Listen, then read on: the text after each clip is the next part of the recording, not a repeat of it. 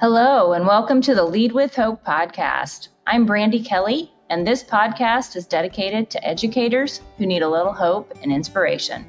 Leading with Hope is an intentional practice requiring self-reflection and self-awareness. This bi-weekly podcast will inspire and empower you to lead with hope. For more information, check out my website at leadwithhope.net. Today we have Kip Shubert on the show. Kip is a seasoned speaker, educator, school counselor, and coach with over 3 decades of experience. With his empowering style, Kip helps people with their struggles and turns them into strengths, their very own secret sauce. Welcome, Kip. We're going to go ahead and just get started. Lead with Hope is a system of self-efficacy. H stands for habits, O for optimism, P for passion and purpose, and E stands for excellence. Kip, why don't you start off today by telling us about your purpose and passion? First is just to lead and to love others, to believe and discover that they're the greatest miracle in the world. That's my passion. And it chokes me up or brings that emotion every single time. Because I remember when I heard that for the first time. And it was the day after I learned, that I lost Camden in rehab. And that night, I had made the decision I was going to leave and just finally go attempt suicide and be good at it. At least I could be successful at that. But my counselor there, her name's Christy Hamner, and we're still close to this day. They had me read a book by Og Mandino called The Greatest Miracle in the World.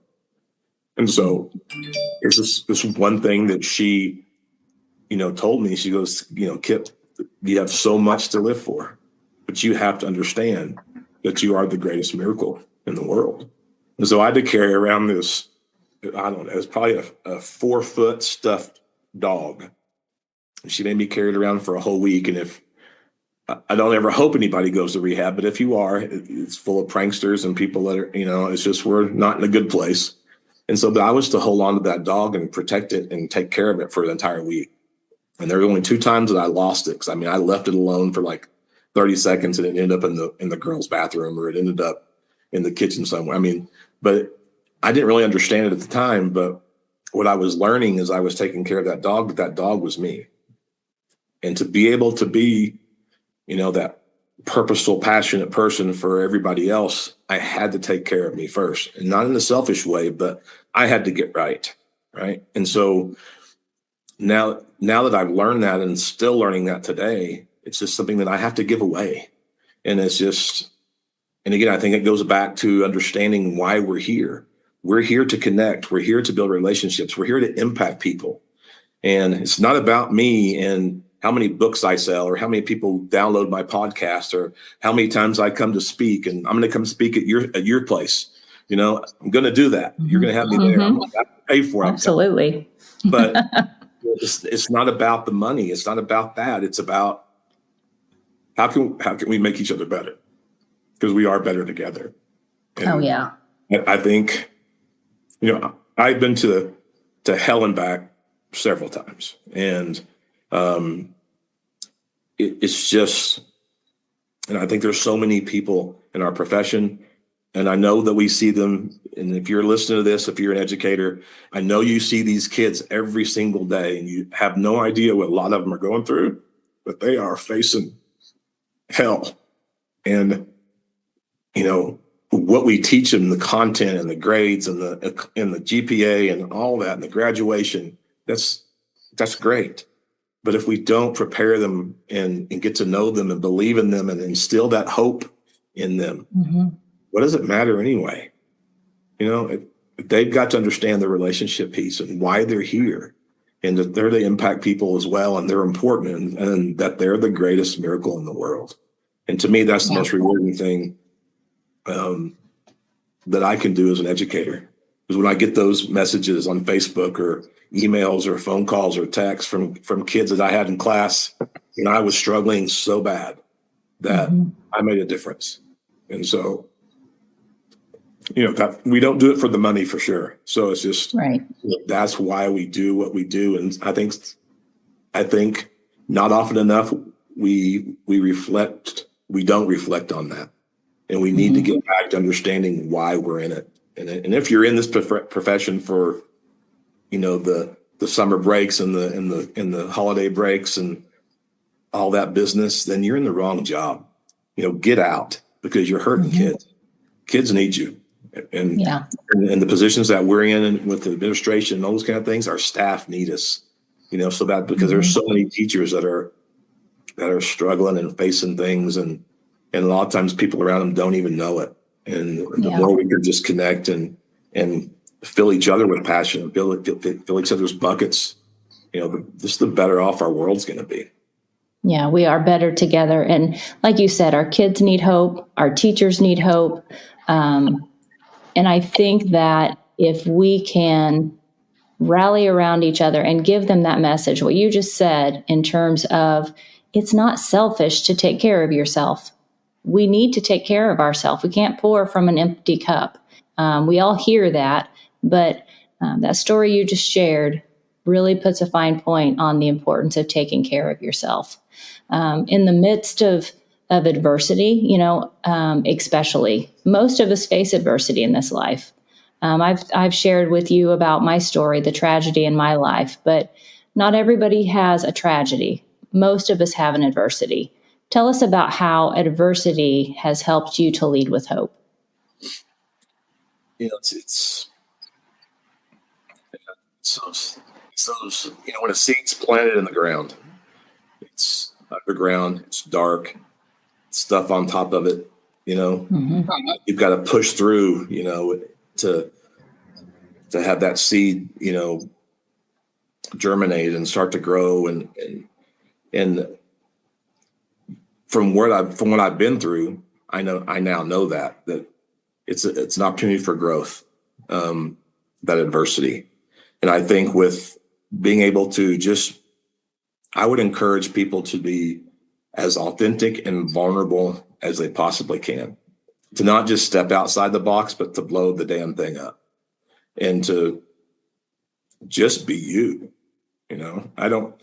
It's so weird that like the story I was sharing, I get choked up again, but it's 10 years ago, and it doesn't matter how I share it or where I share it, whether it's with you, whether it's with my team as we prepared for our last game this week.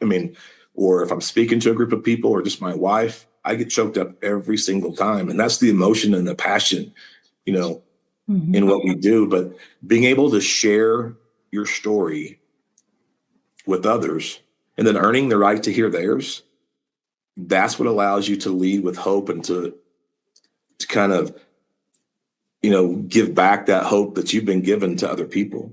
And some people may say, well, like you said, me and you have had some tragedies, and some other people may think their life's pretty good and they really haven't had any tragedies. But you still have a story, and there's still adversity, even if it's just, sharing how you're so overwhelmed with family and finances and trying to make ends meet, and you struggle with, how are you going to get to the next day? Because there's kids or staff in your building that are thinking the exact same thing. And if you can share how you're getting there and how you're still in the struggle, but that if you don't quit, you win. That's why I say that a lot. Other people will jump on that bandwagon with you. And not only will you help them, but I tell you, and I know you know this, when you share that story and you help people and you make a difference, man, what comes back to you from them helps you so much more. And it's just, I continue to learn and grow from every single group or person that I meet and share things with. And it's just, it just drives that connection. So I just think, use that adversity, use your tragedies. I don't shy. When I was in the 6th grade classroom, I can't walk in there and say, hey guys, I used to be an addict and an alcoholic, and, I can't go into details with all that, but I can share aspects of that without telling the whole story. That really empowers and gets those kids to think. And then they'll start sharing stuff with me about how one kid's mom died. This was last year, how the kid was sharing with me how his mom died, and no one even knew that. Or one kid was sharing how his mom moved out of state and how he has to stay with his dad and he misses mom so much. And it's just, and these kids will start sharing stories in class and start crying, and it connects everybody. And then, it's powerful. And then when they see that you're real and you care and you love them no matter what, and teaching them the content and getting to achieve those high standards of academic success and things like that are easy because they'll go through fire for you. And so it's just, I would just really encourage your listeners to be authentic and vulnerable in how they can share their story, because in different situations you can share more or less. Like with my soccer team, I can share a lot and they know my whole story. Most of them have my book, and it's just, I can use those things. And that creates such a powerful connection that those guys have achieved such greatness this year that before the season started, they had no business even thinking they were going to do that. But it's just using those things to empower other people and to instill that hope and that belief and that fire in them that maybe has been burnt out. And so when that fire is alive in you, you got to share it. You got to give it away, and you got to be that light. Don't hide it. And your story is that light. And so share it. Yeah, there's greatness in each of us, and it can come through in the story. And so that is so impactful. Sharing your story is a building block that can really help. We can help each other realize our greatest potential. So my last question for you today, and I know we agree on this one as well. I believe our students deserve excellence. How do you inspire others to show excellence and reach their full potential? First thing is I push them to dream so big that people call you crazy. I think that's important. Students and staff, they are going to rise to the standards of excellence that we set. If you set them for mediocrity, they're going to be mediocre. If you set them for a lot higher than they even believe they can attain, and you may even look at it and go, "Whew, that's a big one," then they'll rise to those things. And if it's really, really high and they get just right underneath it, it's still amazing. But you got to dream so big that they call you crazy. And another one is just one thing I always say is we before me. It's about the collective. It's about the group. It's not about you. It's about whatever your role is in your school, whatever your role is on your team, whatever your role is in your classroom, whatever your role is in your family, whatever that role is to benefit the group around you, is to benefit others. And then that comes back to you, and you'll find, all the things that I sought when I was an alcoholic, I found when I was able to start giving things away to other people.